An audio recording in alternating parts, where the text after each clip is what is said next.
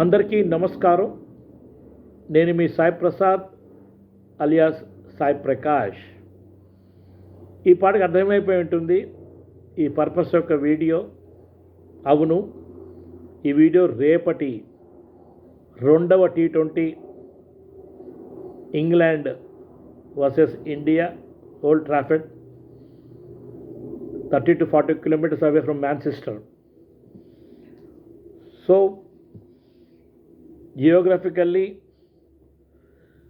Weather conditions చూసినట్టయితే టిపికల్గా ఇక్కడ హ్యూమిడిటీ ఎక్కువ ఉండబోతోంది, 75 degrees Celsius ఉండబోతోంది. స్లైట్ విండు, హ్యూమిడిటీ ఎక్కువ ఉండడం వల్ల ఉక్కపోత ఉంటుంది. అయితే ఇటువంటి ప్లేసెస్లో సాధారణంగా డ్యూ కూడా ఉంటుంది, సడన్గా వర్షం కూడా రావచ్చు. టిపికల్ వెదర్ కండిషన్స్ అనే చెప్పాలి ఈ ప్లేస్ పాయింట్ ఆఫ్ వ్యూ. పోయిన మ్యాచ్ నేను క్లియర్గా చెప్పాను, వరుణ దేవుడు మరి పాసింగ్ క్లౌడ్స్, మేఘాలు అటు ఇటు తిరుగుతూ ఉంటాయి, స్లైట్ విండ్ ఉంటుంది కాబట్టి అవి మధ్య మధ్యలో కురుస్తూ ఉంటాయి అన్నమాట. ఆ సంగతి నేను ఇంగ్లీష్లో మాట్లాడాను పోయిన వీడియో, క్షమించాలి. ఈ వీడియో తెలుగులో చెప్పడానికి కారణం ఏమిటి అంటే, మొదటి 2 వీడియోలు మొదటి T20 గురించి మాట్లాడినప్పుడు ఇంగ్లీష్లో అప్లోడ్ చేయడం వల్ల ప్రత్యేకించి తెలుగులో అప్లోడ్ చేయండి అనే ఒక సూచన వచ్చింది కాబట్టి తెలుగులో అప్లోడ్ చేస్తున్నానండి. ఇది అక్కడి పరిస్థితులు, weather conditions point of view. వర్షం అనేది అన్ప్రిడిక్టబుల్ అక్కడ. ఇది హ్యూమిడిటీ మాత్రం ఎక్కువ ఉండబోతోంది. మరి టాస్ గెలిచి ఇండియా ఏం చేయబోతోంది, వాళ్ళు టాస్ గెలిస్తే ఏం చేయబోతున్నారు అనే విషయాన్ని మనం తర్వాత మాట్లాడదాము. ఎందుకంటే pitch conditions point of view, statistics point of view ఆలోచించి మనం మాట్లాడదాము. హైదరాబాద్లో కూడా అనేక ప్రాంతాల్లో రోజువారీగా ఎక్కడో ఒకడ వర్షం పడుతోంది, ఈదురుగాలులు వీస్తున్నాయి. దయచేసి పిల్లలకి చెప్పండి, బయట ఆడుకున్నప్పుడు కరెంటు తీగలు ఒకదాన్ని ఒకటి తగిలి స్పార్క్స్ వస్తూ ఉంటాయి, చెట్ల కొమ్మలు పడిపోతూ ఉంటాయి. మనకి డిజాస్టర్ మేనేజ్మెంట్ మొత్తం ఇండియాలోనే ఎక్కడ సరిగ్గా పనిచేయదండి. ఇండస్ట్రియల్ లొకాలిటీలో మరి అనేక రకాల యాక్సిడెంట్లు అవుతూ ఉంటాయి. వర్షాకాలం లోపల డ్రైనేజ్ సిస్టమ్ని క్లీన్ చేయకుండా, అబ్స్ట్రక్షన్స్, ప్లాస్టిక్ కవర్లు, నానా చెత్త తీయకుండా వాళ్ళు డ్రైగా ఉన్నప్పుడు చెయ్యరు. వర్షం పడ్డాక వాటిని తొలగించడం అనేది జేసీబీ ద్వారా కొంచెము ఈజీ ప్రక్రియ, మనకి తెలియదు. అనేక పరికరాలు ఉపయోగించి తీయడానికి ట్రై చేస్తారు. అయితే ట్రాఫిక్ జాములు మాత్రము అనేక ప్రాంతాల్లో ట్రాఫిక్ని మాత్రము ఇబ్బందులు పెడుతూ ఉంటాయి. ముఖ్యంగా Lakdikapul, assembly area, Panjagutta, Sanjeevareddy Nagar, Jubilee Hills, Hitech City road అన్నమాట. ఎత్తు పొలాలు ఉన్న రోడ్లు, అక్కడ ట్రాఫిక్ జామ్ అవుతూ ఉంటుంది. ఇటు శేరిలింగంపల్లి నుంచి మీరు గచ్చిబౌలి వెళ్ళే రోడ్లో కూడా నీళ్లు నిలుస్తూ ఉంటాయి. ఇటు బేగంపేట బ్రిడ్జ్ దగ్గర అవుట్స్కర్ట్స్ చూసినప్పుడు మరి ఇటు హైవేస్ కరీంనగర్ రోడ్డు మీద అల్వాల్ దాటాక, తుమ్కుంట దాటాక ఆరెంజ్ బౌల్ అక్కడ రిసార్ట్ అది ఉంది, అక్కడ కూడా రోడ్డు షేప్ను బట్టి ఎక్కడైతే ఓఆర్ఆర్ ఉందో ఆ పక్క రోడ్డు లోపల నీళ్లు నిండుతూ ఉంటాయండి. జాగ్రత్తగా ప్రయాణం చేయండి. 2 వీలర్ మీద వెళ్ళే వాళ్ళు మాత్రము బస్సుల్ని ప్రిఫర్ చేస్తే మంచిది. 4 వీలర్ వాళ్ళు కొంచెం జాగ్రత్తగా వెళ్ళండి. అపార్ట్మెంట్స్లో ఉన్నవాళ్ళు, మొన్న బీరంగూడలో వర్షాలు వచ్చినప్పుడు 10 సెంటీమీటర్స్ వర్షం పడిన నమోదైంది రామచంద్రపురంలో కూడా, పటాన్చెరు ఏరియా సైడు. అట్లా ఆ విధంగా మరి నీళ్లు వచ్చినప్పుడు, అంత పెద్ద వర్షం వచ్చినప్పుడు సెల్లార్లు నిండిపోయే ప్రమాదం ఉంటుంది కాబట్టి జాగ్రత్తగా ఉండండి అని సూచిస్తున్నాను నా ఛానల్ తరపున. ఇదేమిటో క్రికెట్ గురించి మాట్లాడకుండా ఇదెందుకు మాట్లాడుతున్నారా అని అనుకోవచ్చు. ఎప్పుడు ఈ వీడియో అప్లోడ్ చేసినా సోషల్ కన్సర్న్గా వీడియోలు ఉండాలని నా ఉద్దేశము. జాగ్రత్తగా ఉండండి సార్. ఇది నేను చెప్పమాట. అందరికీ నమస్కారం. నేను మీ సాయి ప్రసాద్ అలియా సాయి ప్రకాష్. నా ఛానల్కి స్వాగతము. Hyderabad blues on cricket analysis.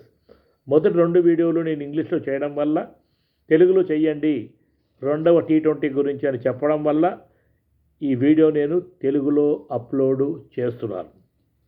ఈ వీడియో యొక్క పర్పస్ ఏంటి అంటే రేపటి మ్యాచ్ గురించి మాట్లాడుకోవడము. కీ పాయింట్స్ ఇక్కడ ఏమిటి అంటే ఇది మంచి పిచ్ అండి.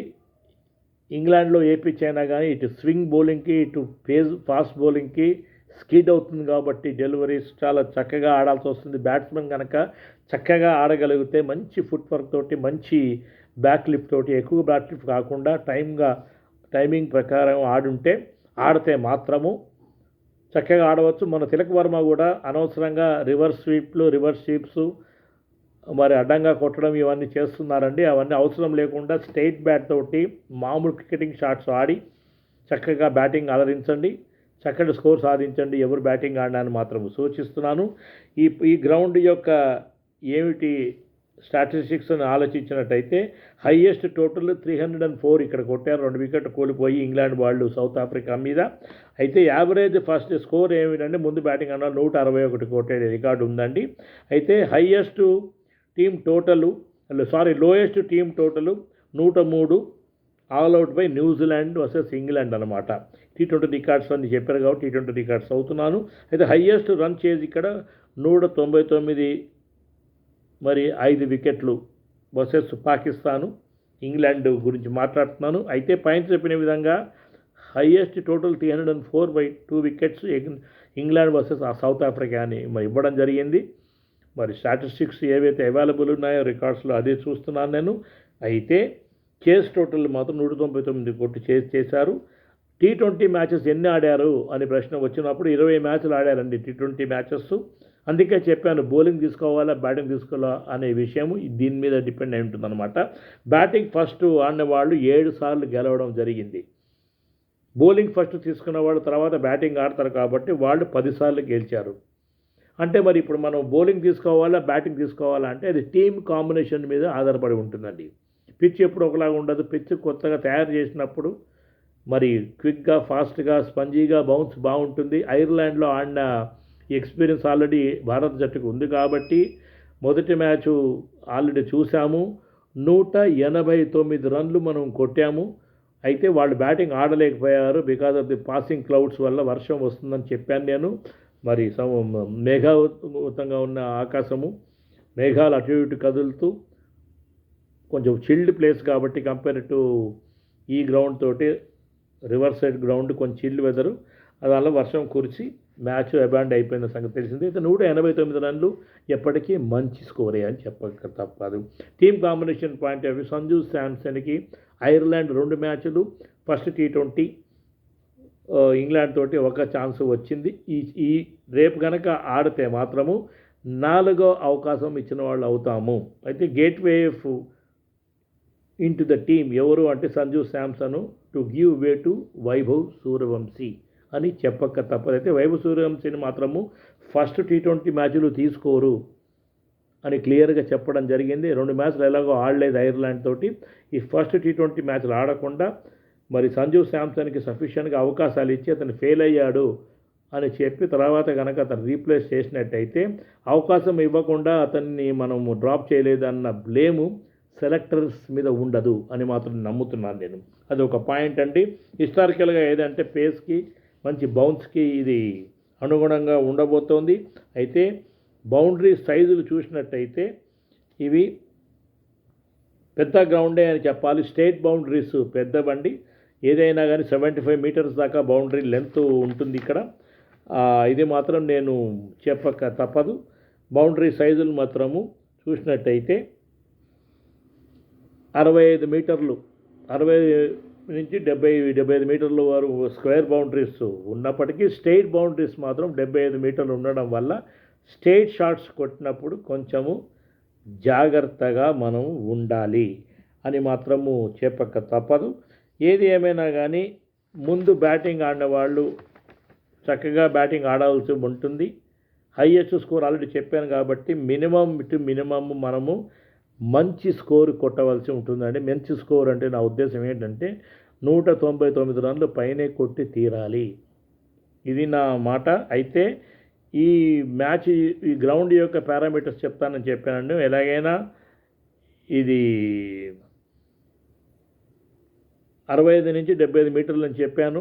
బౌండరీ సైజులు, స్క్వేర్ బౌండరీ సైజు 65 నుంచి 75 అని చెప్పాను మీటర్స్. స్టేట్ బౌండరీస్ మాత్రము 72 నుంచి 75 మీటర్లు ఉండబోతోంది. కాబట్టి స్ట్రైట్గా కొట్టినప్పుడు జాగ్రత్తగా ఆడాలి. స్క్వేర్గా కొట్టినప్పుడు ఎగనెస్ట్ ద విండ్ మొన్న ఆడారు కాబట్టి క్యాచ్లు పట్టగలిగారు వాళ్ళు.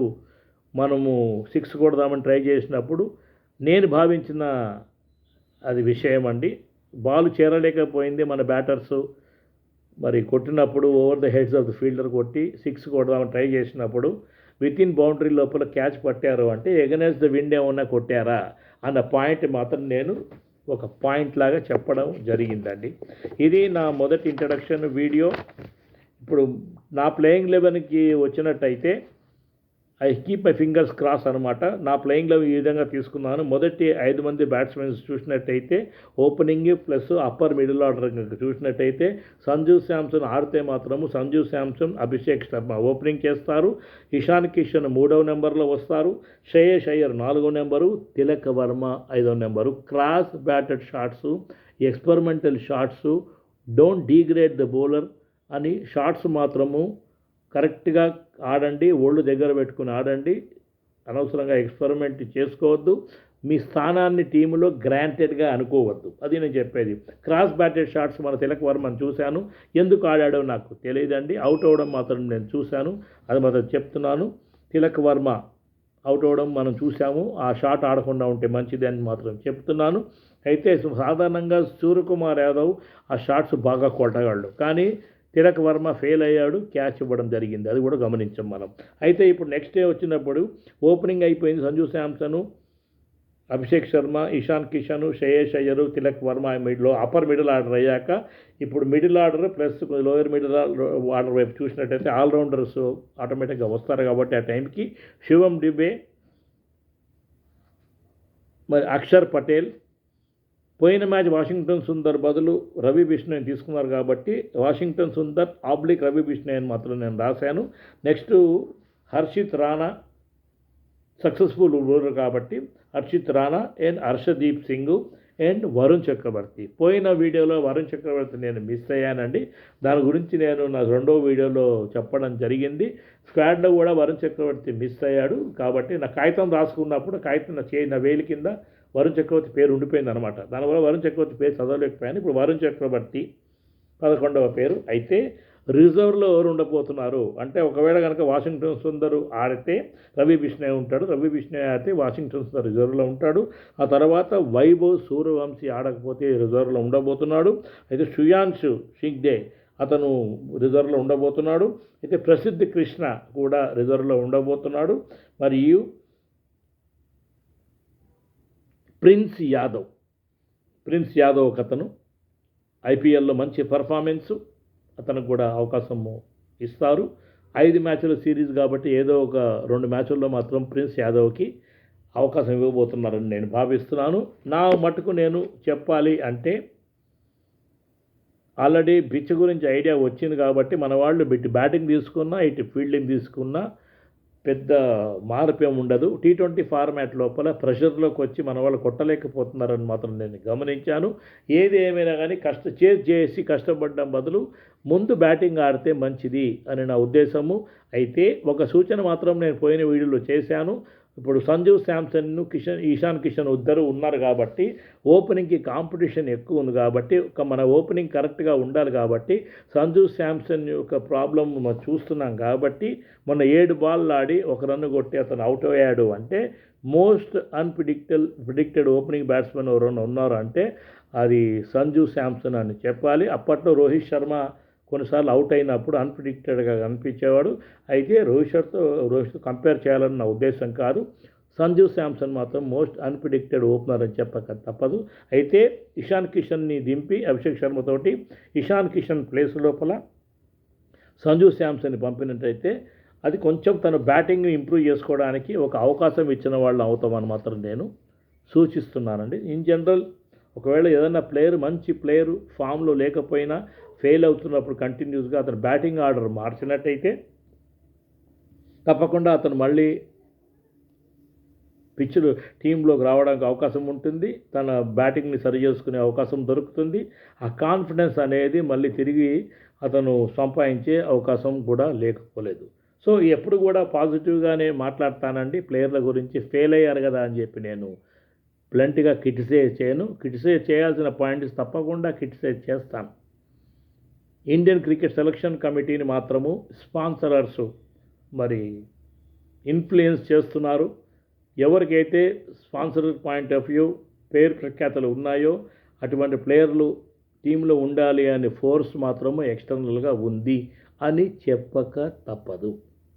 ఇది మాత్రం నేను మరీ బల్లగుద్ది చెప్తానండి.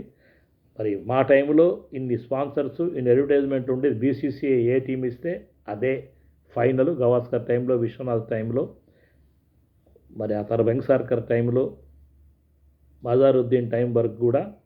కానీ అజారుద్దీన్ టైం నుంచి కొంచెం కమర్షియలైజేషన్ ఎక్కువయ్యి తర్వాత ఎటువంటి ప్రాబ్లమ్స్ వచ్చాయో అందరికీ తెలిసిన విషయంలో ఎక్స్టర్నల్ ఫ్యాక్టర్స్ ఎలాగా ఇండియన్ క్రికెట్ని ఊపేసిందో అందరికీ తెలుసు. ఎటువంటి ప్లేయర్లు బయటికి వెళ్ళిపోయారో, ఎటువంటి ప్లేయర్లని బ్యాన్ చేశారో కూడా అందరికీ తెలుసు. అయితే క్రికెట్ అనేది కూడా అలాంటి ప్రోగ్రెస్ చేసినప్పటికీ రాను కమర్షియలైజేషన్ ఎక్కువైపోయి, కాంపిటీషన్ ఎక్కువైపోయి ఆక్షన్ దాకా క్రికెటర్లు వచ్చారు అంటే ఐపీఎల్ లలిత్ మోదీ దయ వల్ల. తప్పకుండా బయట ఫోర్సెస్ కూడా ఇన్ఫ్లుయెన్స్ క్రికెట్ని చేస్తాయి, చెప్పక తప్పదు. ఈ పాయింట్ చెప్తూ మరొక వీడియోతో ముందుకు వస్తాను. ఇండియా బ్యాటింగ్ ఆడితే మంచిది అని మాత్రం ఒక పాయింట్ యాడ్ చేస్తున్నాను. ఇందాక బ్యాటింగ్ అయినా బౌలింగ్ అయినా పర్వాలేదని చెప్పాను. నా పర్సనల్ ఉద్దేశం చెప్తానని చెప్పాను కాబట్టి ఇండియా బ్యాటింగ్ ఆడితే మంచిది. సంజు శాంసన్ ఫెయిల్ అవ్వకూడదు. మరొక ఆప్షన్ ఏమిటి అంటే వైభవ్ సూర్యవంశీకి థర్డ్ T20 నుంచి అవకాశము వస్తుంది. రేపటి మ్యాచ్ మాత్రము మంచి వెదర్ కండిషన్స్లో అవ్వబోతోంది. హ్యూమిడిటీ 70% పైన హ్యూమిడిటీ ఉండబోతోంది. ఉక్కపోతగా ఉంటుంది, విండ్ తక్కువ ఉంటుంది. అయితే ఇటువంటి ప్లేసెస్లో సడన్గా వర్షం వచ్చే అవకాశం కూడా లేకపోలేదు. మన వాళ్ళు ఇంగ్లాండ్ పిచ్ కదా అని చెప్పి మాయిశ్చర్ ఉంటుంది లేదా మరి డ్యూ ఉంటుంది అని చెప్పి బౌలింగ్ తీసుకున్న ఆశ్చర్యం లేదు. In general Indian captains toss గెలిచి ఫీల్డింగ్ తీసుకున్న రికార్డు కూడా ఉందండి. సో ఫస్ట్ రికార్డ్ టాస్ ఓడిపోవడం అనేది ఉంటుంది. సెకండ్ రికార్డ్ ఒకవేళ టాస్ గెలిచితే మాత్రం బ్యాటింగ్ తీసుకుంటే మంచిది. ఏ ప్రకారంగా అన్నా కనుక వాళ్ళు టాస్ ఒకవేళ ఓడిపోయి బై ఫోర్స్ బ్యాటింగ్ వస్తే మాత్రము 190 రన్లు పైన కొట్టి తీరాలి. ఇది నా పాయింట్. ఫీల్డింగ్ స్టాండర్డ్స్ ఇంటర్నేషనల్గా ఉండాలి. ఇంగ్లాండ్ ఫీల్డర్సు చక్కటి ఫీల్డర్సు, అవుట్ఫీల్డ్ మాత్రము క్విక్గా ఉండబోతోంది. చాలా బాగా మనం ఫీల్డింగ్ చేయాల్సి ఉంటుంది. పిచ్చు చక్కటి బౌన్సు పేసర్స్కి అనుగుణంగా ఉంటుంది. మ్యాచ్ జరిగే కొద్దీ సడన్గా అది స్పిన్నర్స్కి ఫేవర్ చేస్తుంది. అయితే సెకండ్ బ్యాటింగ్ ఆడేవాళ్ళకి మాత్రము తప్పకుండా పిచ్చు బ్యాటింగ్ ఫేవర్లో ఉంటుంది. ఆ పాయింట్ మాత్రం వాళ్ళు కనుక చదవగలిగితే, ఆ పాయింట్ తెలుసుకుంటే మాత్రము మన వాళ్ళు ఫీల్డింగే ఎంచుకుంటారు. అయితే నా మటుకు మన దగ్గర చక్కటి బ్యాటర్స్ ఉన్నారు, క్విక్గా ఆడే బ్యాటర్స్ ఉన్నారు కాబట్టి నేను బ్యాటింగ్ ఆడితేనే మంచిది అని ఒకసారి రీఎంఫసైజ్ చేస్తూ మరొక వీడియోతో ముందుకు వస్తాను. ఈ వీడియో తెలుగులో అప్లోడ్ చేయమని రిక్వెస్ట్ తెలుగులో చేస్తున్నాను. దయచేసి మీ పాయింట్స్ని నాకు goodluckprasad@gmail.comకి దయచేసి పంపండి. సబ్స్క్రైబ్ చేయండి నా ఛానల్ని Hyderabad blues on cricket analysis. వాట్సాప్లో కూడా ఇన్స్టాగ్రామ్లో కానీ మీరు ఫార్వర్డ్ చేసుకోండి. దయచేసి నన్ను స్పాన్సర్ చేయండి, నన్ను సబ్స్క్రైబ్ చేయండి. Thank you very much. మరొక వీడియోతో ముందుకు వస్తాను. వర్షాకాలము గాలి వస్తుంది. దయచేసి బయటికి వెళ్ళినప్పుడు వర్షానికి సంబంధించిన క్లోత్స్ కానీ పరికరాలు కానీ తీసుకెళ్ళండి. నమస్కారం.